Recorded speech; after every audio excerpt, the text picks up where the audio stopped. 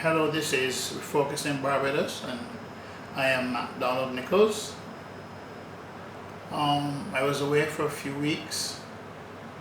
I'm sorry that I was unable to do any recordings during that period. But I went to Las Vegas to a baking convention, a very huge convention, and it was exciting and interesting. And then I went to Miami, where I decided to conclude my business for the rest of the year, because I don't want to travel anymore for the year, because this is Christmas time and it's just around the corner, so I wanted to complete all my business before December. But something happened on Wednesday evening that left me very saddened. I was very, very disappointed.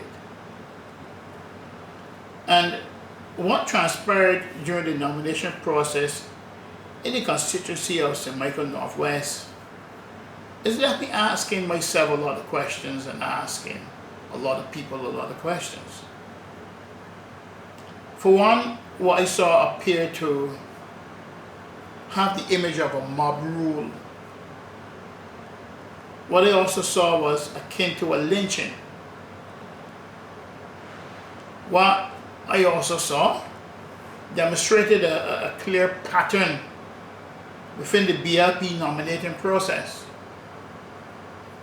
What happened on Wednesday seemed to suggest that strong women have come under the gun and are constantly in the crosshairs within the Barbados Labour Party. And the question I want to ask is this: is this the template for how a future Barbados Labour Party government will lead this country? Because it raises questions about the future of democracy, of the democratic process within our country. If the BLP expects to form the next government, then it has to demonstrate in opposition that within its constitution and its entire system, the values of democracy will be the main feature of all its functions. Therefore, we must not hear that people were given money to vote for a particular candidate during the nomination. Neither should we hear about party members' lists being padded with people from outside the constituency. I do not like, honestly, the look and feel of the BLP. This is not the party of Sir Grantley Adams, the great Tom Adams, Sir Harold St. John, Sir Henry Ford, another great one in Africa. This is not their party. This is Mayor Motley's party, and ma'am, it does not look good, neither does it feel good to a lot of right-thinking Bajans. The party must be reminded that a man cannot live outside of his experiences, and a man can only do what he knows. What do we know?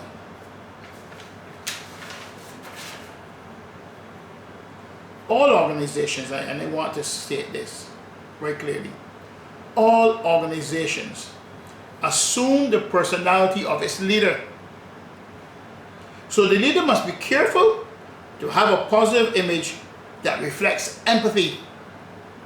And that leader must also demonstrate that he or she will lead with justice and equity.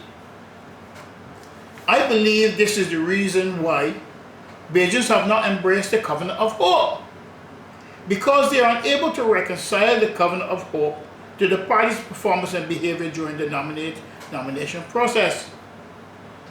The Covenant of Hope appears to most people as a gimmick and not a genuine attempt at good governance. Why doesn't the party move away from this contentious and acrimonious behavior?